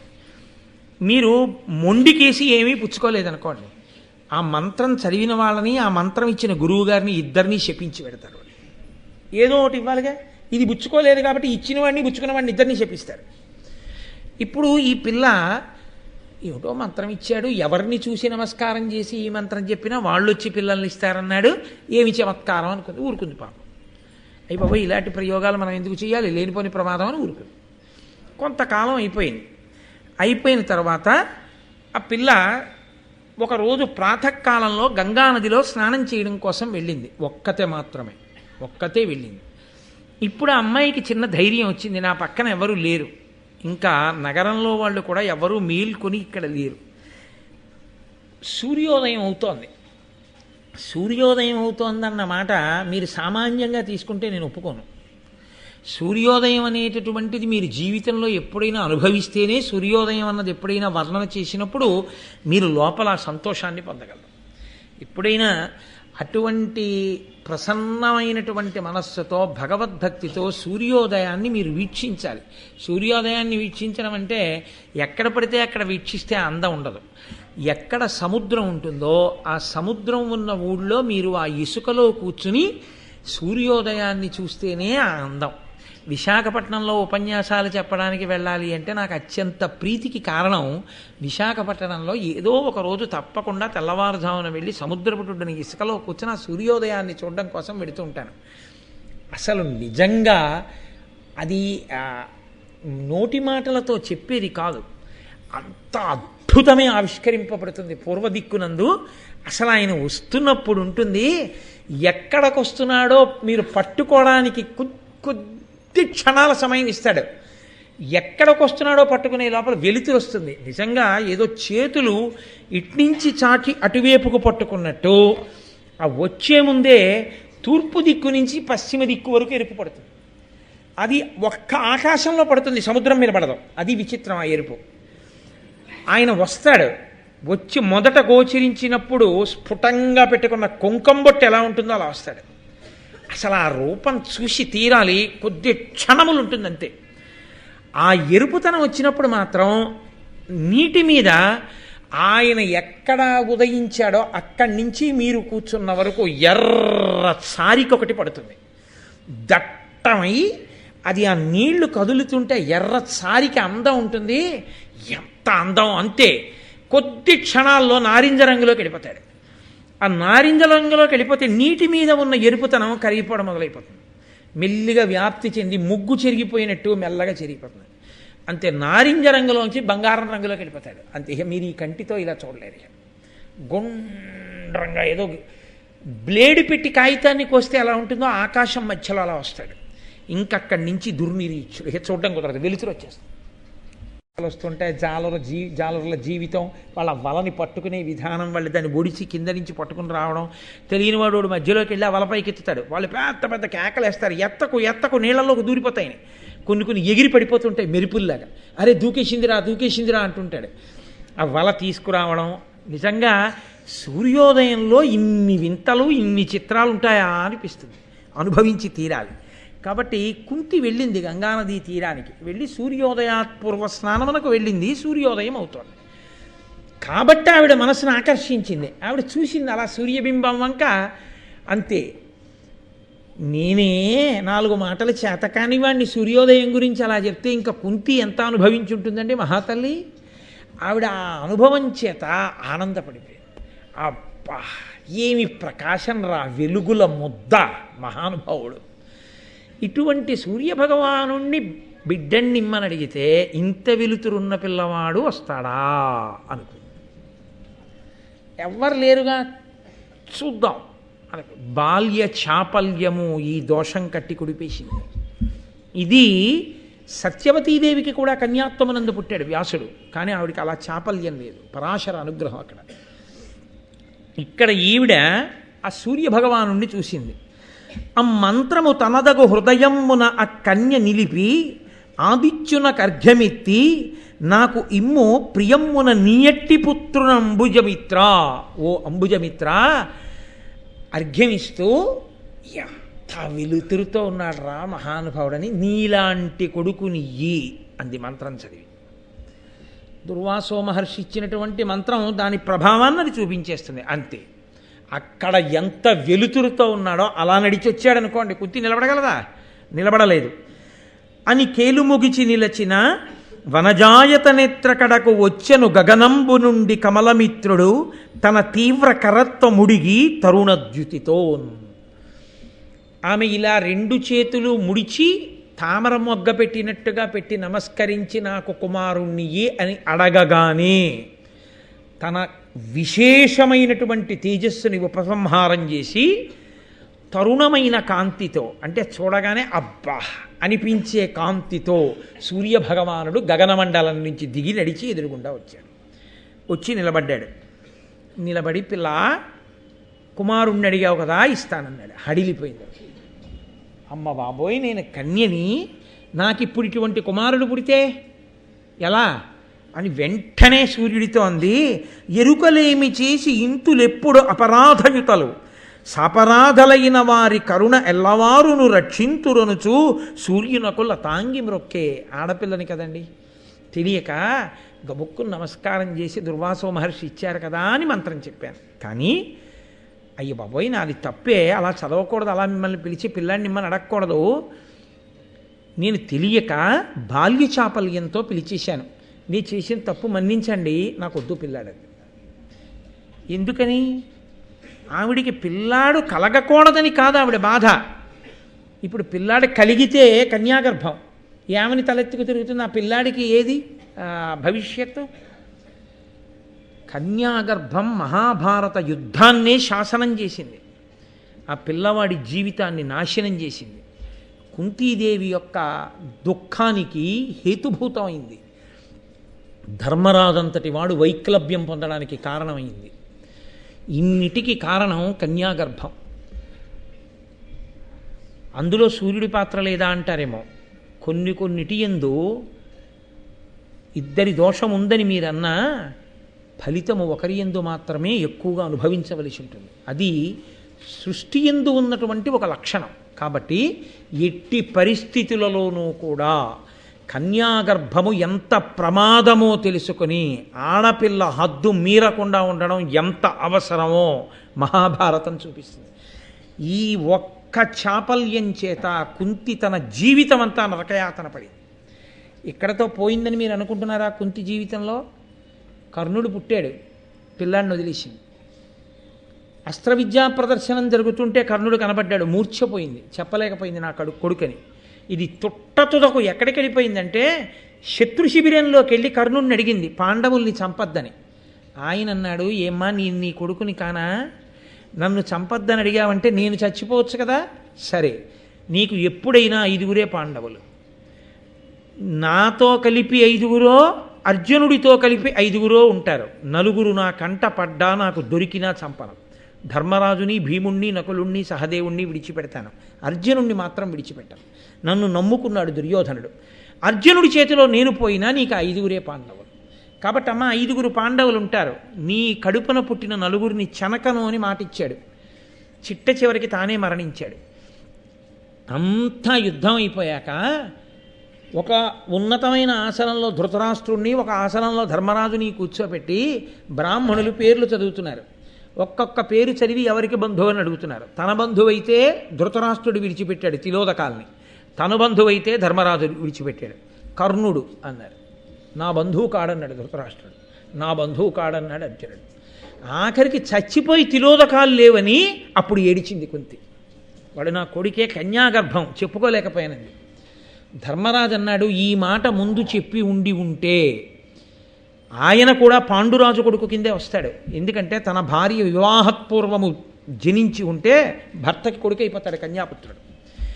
నీకు కొడుకైనందుకు, నాకు అన్నగారైనందుకు అమ్మ నీ రాజ్యం తీసుకోను, కర్ణుడి సింహాసనం మీద కూర్చోపెట్టేవాడిని.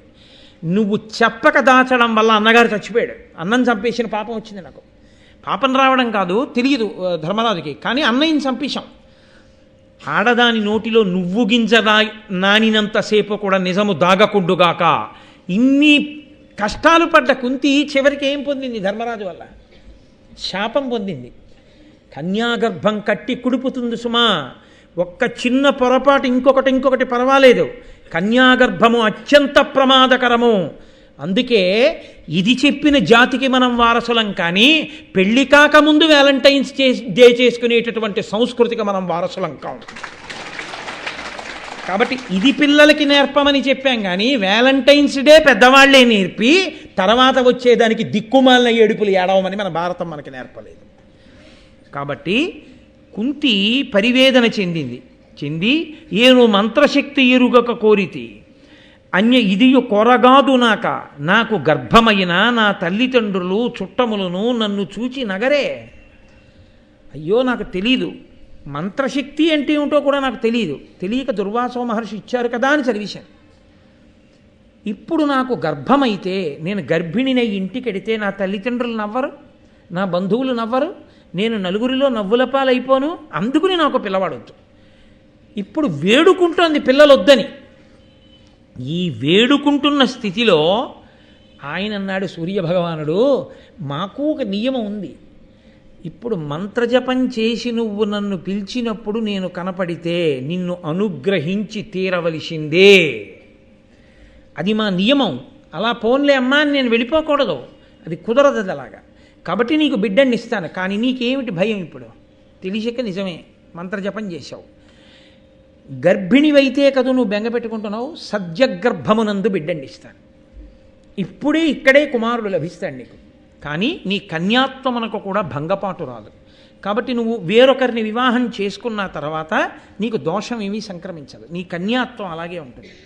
ఉండేటట్టుగా నీకు సద్యగర్భంలో బిడ్డని ఇస్తాను. అంతవరకు నేను నీకు ఉపకారం చేయగలను తప్ప నువ్వు ఒకసారి మంత్రం చదివేసిన తర్వాత, నేను వచ్చేసిన తర్వాత, దర్శనం ఇచ్చేసిన తర్వాత ఇంకా ఇప్పుడు ఆ మంత్ర ఫలితాన్ని ఇవ్వద్దు అంటే మాత్రం ఇవ్వకుండా ఆపగలగడం మంత్రాధిష్టాన దేవతగా నా పరిధిలో లేని విషయం. ఇల్లు అంటుకుపోయిన తర్వాత అయ్యయ్యో ఇంకెప్పుడు స్టవ్ అలా వెలిగించనండి, మంట ఆరిపోంటే ఆరుతుందా? కాలిపోతున్న చూర ఆర్పుకోవాలంతే తప్ప కుదరదు. కొన్ని పరిణామాలు అలా ఉంటాయి అంతే. కాబట్టి సద్యగర్భంలో కుమారుణ్ణి ఇస్తానన్నాడు. ఎటువంటి వాడు పుట్టాడో తెలుసా అండి? ఇది కన్యాగర్భం కాకపోయి ఉంటే కర్ణుడి సింహాసనం మీద కూర్చుని యావత్ భూమండలాన్ని పరిపాలించవలసిన వాడు. అంతటి తేజోవంతుడు, మహాభారతం మొత్తం మీద అంతటి తేజోవంతుడై సహజంగా పుట్టుకతో అలా పుట్టాడు. సాక్షాత్తు సూర్యనారాయణుని యొక్క కుమారుడు. కానీ ఇందులోనే మళ్ళీ ఒక రహస్యం. ఇలా పుట్టేటట్టు ఎందుకు చేయాలండి దేవతలు? ఇలా పుడితే తప్ప ఈయన దుర్యోధనుడి వైపుకి వెళ్ళడం. ఈయన దుర్యోధనుడి వైపుకి వెడితే తప్ప అర్జునుడిని చంపేవాడిని నా దగ్గర ఉన్నాడని దుర్యోధనుడు నమ్మడం. దుర్యోధనుడు నమ్మితే తప్ప యుద్ధానికి రాడు. యుద్ధానికి వస్తే తప్ప దుర్యోధనుడితో వచ్చినటువంటి శత్రువులు ధర్మాన్ని పాడు చేసే వాళ్ళందరూ పాండవుల చేతిలో చావరు. కాబట్టి యుద్ధానికి వచ్చేట్టు చేయాలంటే కర్ణుడు అటువైపు ఉండేటట్టు చేయాలి. అది దైవశక్తి. కానీ భూత భవిష్యత్ వర్తమాన కాలములు ఎరిగిన దుర్వాసో మహర్షి అందుకని ఆవిడికి ఆ ఉపదేశం చేశాడు. అది ఫలించి ఇప్పుడు సలలితమైన పుట్టు కవచంబు నిసర్గజమైన కుండలంబుల యుగళంబు నొప్పగా సుపుత్రుడు కర్ణుడు పుట్టే సూర్యమండలముకు భూతలంబున బెగడంబయి దీప్తి సహస్రకంబుతో వెలుగడునా నిజద్యుతి సవిస్తరలీల వెలుంగుచుండగన్.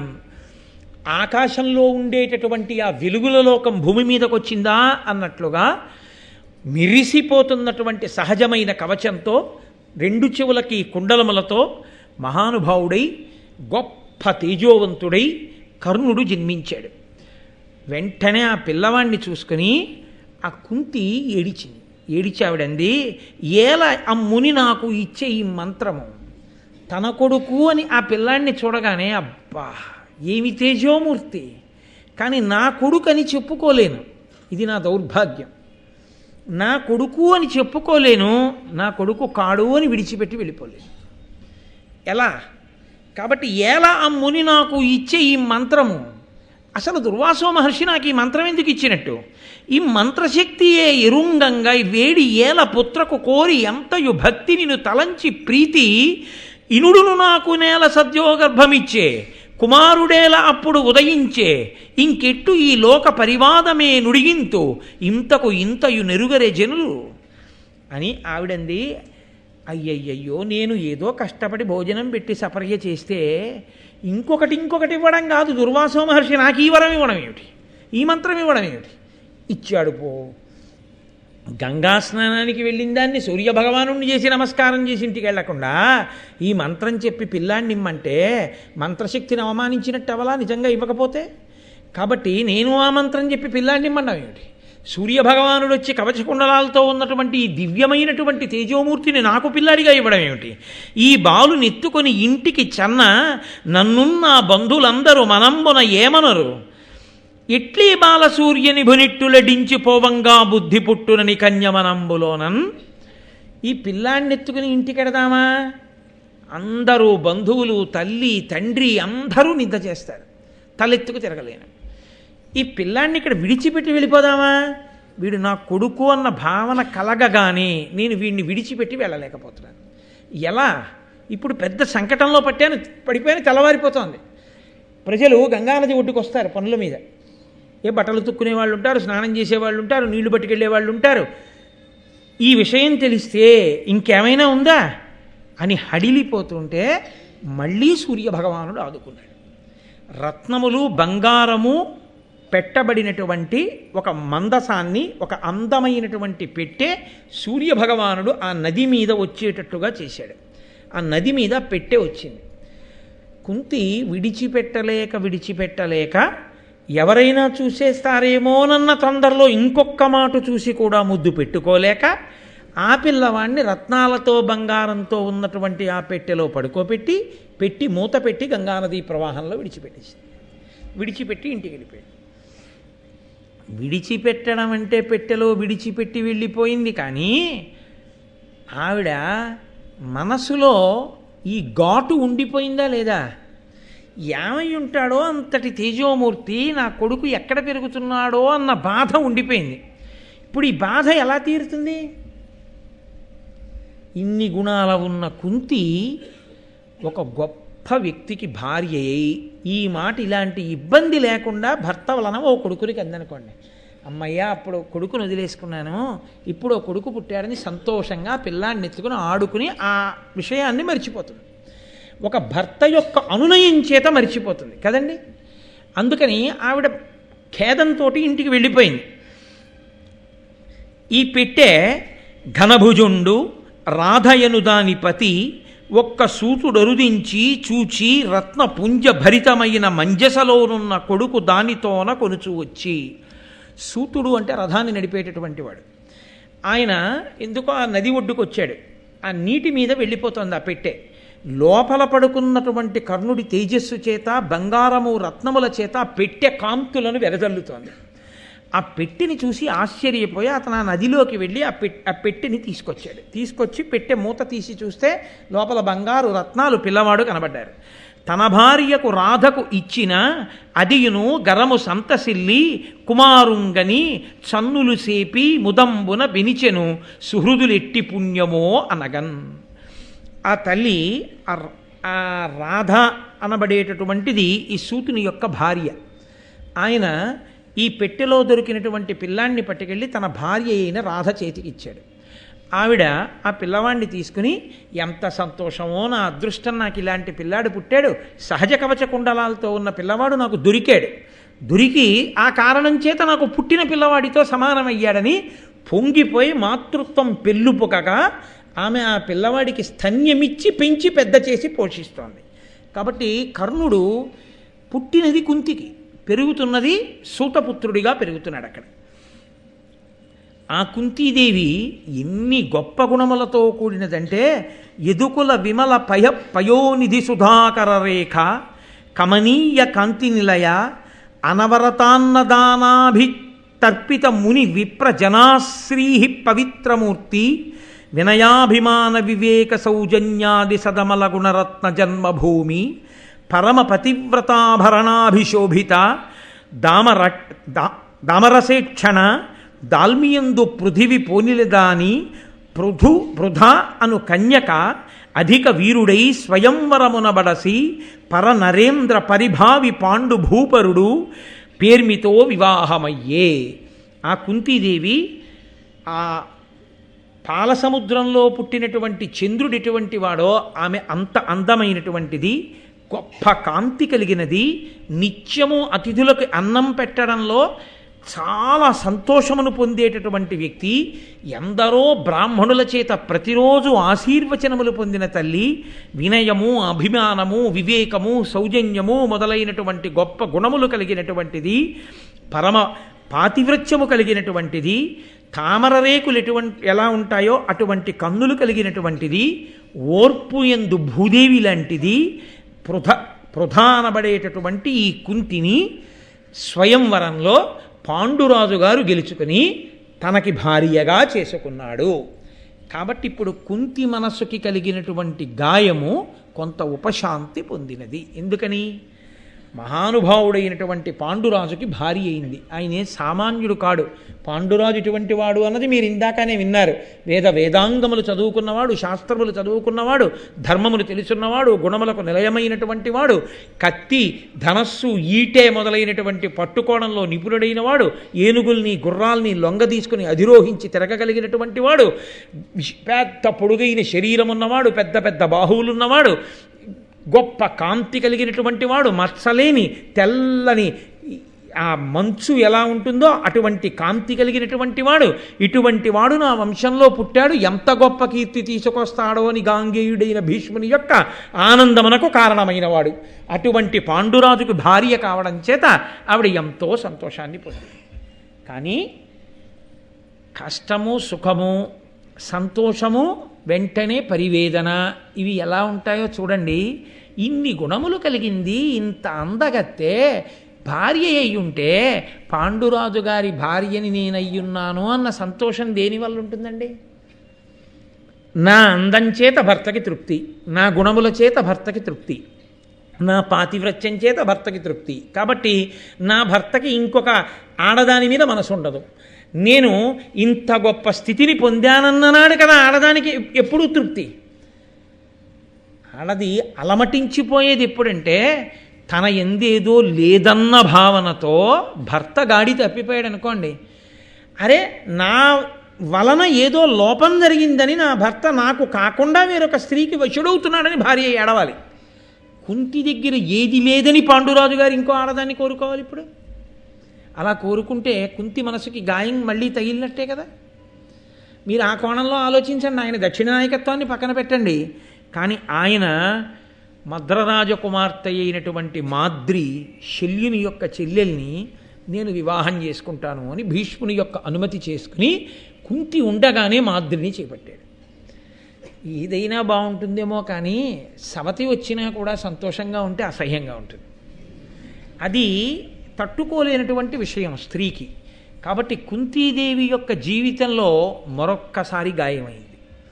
అరే నా భర్తకి నేను ఒక్కతనే భార్యని కాను, ఇద్దరు భార్యలు, అందులో పెద్ద భార్యను అని సరిపెట్టుకోవలసి వచ్చింది. అయినా ముందు చెప్పారు కదా నన్నయ్య గారు, ఏది చెప్పినా దూరదృష్టితో చెప్తారు. భూదేవంత ఓర్పు కలిగినది కాబట్టి సర్దుకుని ఓర్పు పట్టి అది కూడా జీర్ణం చేసుకుని ఇద్దరు భార్యల భర్త అని పాండురాజు అనిపించుకుంటే తాను పెద్ద భార్య అనిపించుకుని మిగిలిపోయింది.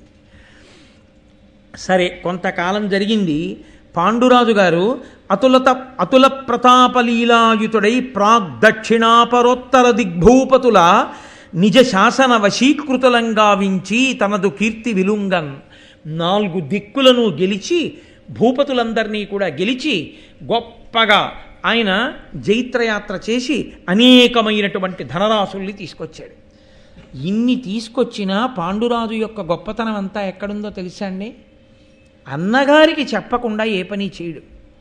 అన్నగారిని గౌరవించకుండా కళ్ళు లేని వాడివి నీకేమొచ్చని తోలనాడడం.